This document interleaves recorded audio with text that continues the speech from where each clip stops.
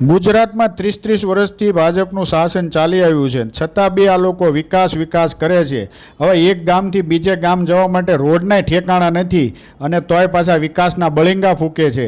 આ છોટાઉદેપુરના તરખેડા ગામમાં રસ્તાના અભાવે પ્રસૂતાનું હોસ્પિટલ પહોંચે એ પહેલાં મોત થયું। બહુ દુઃખ ઘટના છે, બહુ દુઃખદ ઘટના કહેવાય। પણ છતાં બી આ જાડી ચામડીના નેતાઓની આંખો નહીં ખુલે અને કંઈ જ નહીં થાય, કારણ કે એ લોકોને ફક્ત ને ફક્ત પોતાના ખીચા ભરવામાં જ ટાઈમ પડ્યો છે એની પાસે, બાકી જનતા માટે એક મિનિટે નથી। તોય તે પાછા બળિંગા ફૂકે। બ્રિજ કાંડ થાય, હરણી કાંડ થાય, તક્ષશિલા જેવા ઘણા બધા કાંડ થયા। તપાસના આદેશ આપશે ને પેલું આપશે, પણ એ કાંઈ જ નહીં થાય। એટલે આ લોકોને હવે ગુજરાતમાંથી આને સત્તાથી બહાર કરી અને આ લોકોને હવે છે ને બહાર, ગુજરાતની બહાર મોકલી દેવા જોઈએ। એટલા બધા જાડી ચામડીના થઈ ગયા છે।